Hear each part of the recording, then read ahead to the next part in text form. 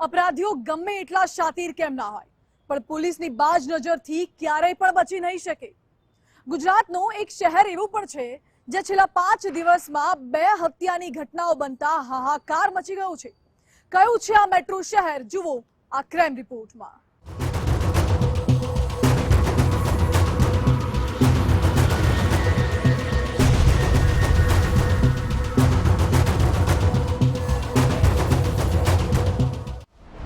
शहर अमदावाद, विस्तार बोपल।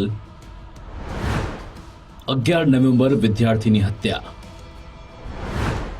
15 नवेम्बर जमीन दलालनी हत्या। आ छे अमदावाद शहरना एक ज विस्तारनी बे जुदी जुदी तस्वीर। बोपलमां एक सप्ताहमां हत्यानी 2 घटना एक ज विस्तारमां बनता हाहाकार मची गयो।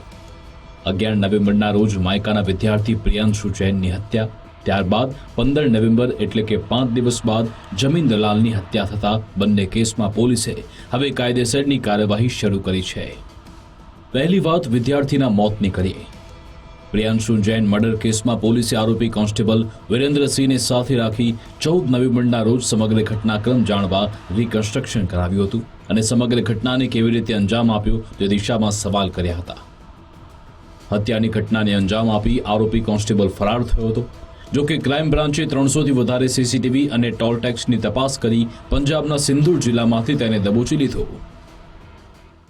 અમદાવાદ ક્રાઇમ બ્રાન્ચ સંયુક્ત રીતે કુલ 300 થી વધારે સીસીટીવી કેમેરા પણ ચેક કર્યો, તમામ ટોલ ટેક્સ નાકા પણ ચેક કરવામાં આવ્યો અને એવી માહિતી મળી કે એક બ્લેક કલરની ગાડી ઇધર ઉધર ફરે છે અને પછી સ્કેચ બનાવવામાં આવ્યો।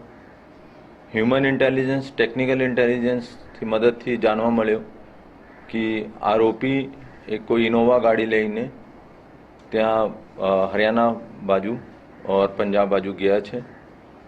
तात्कालिक बन्ने अहमदाबाद ग्राम्यनी पुलिस अने अहमदाबाद क्राइमनो माणसोनो અહીંથી રવાના કરવામાં આવ્યો અને કાલે એનો ત્યાં સંગરૂર पंजाब खाते जो जिला है संगरूर ત્યાં ઇન્ટરસેપ્ટ કરવામાં પોલીસનો સફળતા મળી અને ત્યાંથી આજે એનો લઈને આવ્યા છે અને એનો આજે અમદાવાદ ગ્રામ્યનો 41 મનાઈ કરીને સોંપ્યા હતા અને અમદાવાદ ગ્રામ્ય એનો ફર્ધર કાર્યવાહી કરી છે। અત્યારે આજે અટક કર્યા છે, કાલે રિમાન્ડ માંગવામાં આવશે।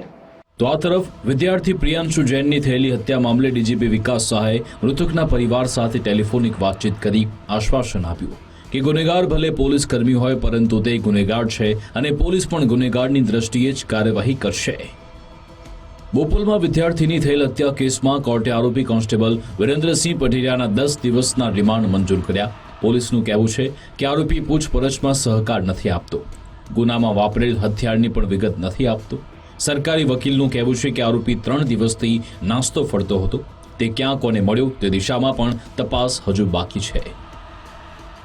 કર્યા બદલ એને દુઃખ છે એવું એ પ્રાથમિક દ્રષ્ટિએ જણાવે છે, પરંતુ એ કોઈ આરોપમાંથી છૂટવા માટેનો મુદ્દો નથી। એટલે એના માટેની જો કોમન પર્સન હોય એની જે રીતની પૂછપરછ થાય અથવા તો એના વિરુદ્ધ જે રીતની તપાસ કરવામાં આવે તેટલી જ સઘનતાપૂર્વક તપાસ કરવામાં આવે છે। આમાં કોઈ બાંધછોડ રાખવામાં આવતી નથી। હવે વાત જમીન દલાલની હત્યાની કરીએ। બોપલના ગરુડિયા ગામની સીમ પાસેથી જમીન દલાલ દીપક પટેલની લાશ મળી આવતા ચકચાર મચી। બોથડ પદાર્થ વડે દીપક પટેલની હત્યા થઈ હોવાનું પોલીસનું અનુમાન છે। ડોગ સ્ક્વોડની મદદથી પોલીસે હત્યાનું પગેરું શોધવાનો પ્રયાસ તેજ કર્યો છે।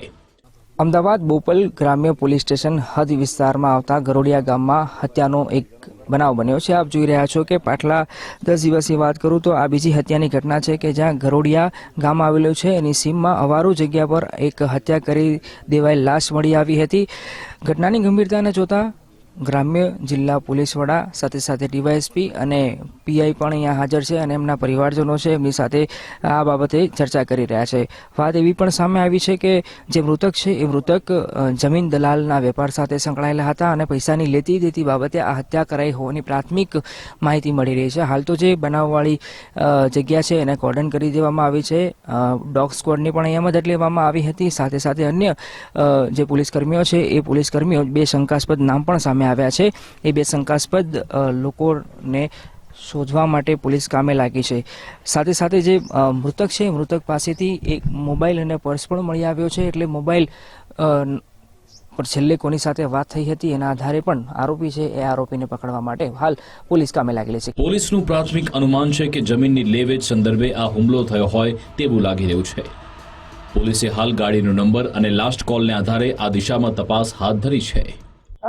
હાલ ઉંમરવાળા છે, થોડી રિટાયર્ડ ટાઈપની લાઈફ હતી એમની, પરંતુ નાના મોટા જમીનના જે સોદા હોય કે લેવેચની કામગીરી હોય તેમાં તેઓ રસ રાખતા હતા. એટલે જમીનની લેવેચની નાની મોટી કામગીરી એ કરતા હતા, પરંતુ મોટાભાગે દીકરા દીકરી પાસે તેઓ યુએસ રહેતા હતા. તેની વિગતો હાલ ચકાસવાની ચાલુ છે અને અમારી તમામ ટીમ લાગેલી છે. જે પણ ગાડીનો નંબર છે, આ ઉપરાંત એમણે કોની સાથે મોબાઈલથી વાત કરેલી છે, એમના સીડીઆર્સ, એમના રાતના લોકેશન્સ, એમની કોઈ ઇન્ટરનેટ યુઝેજ વગેરે માહિતીના આધારે ડિટેક્શનની પ્રક્રિયા હાલ ચાલુમાં છે. હાલ એક કેસમાં પોલીસે આરોપીને દબોચી લીધો છે, જો કે બીજા કેસમાં તપાસ ચાલી રહી છે. ત્યારે જોવું રહ્યું કે અમદાવાદમાં હત્યાનો સિલસિલો ક્યારે થંભે છે. Bureau report, Gujarat first.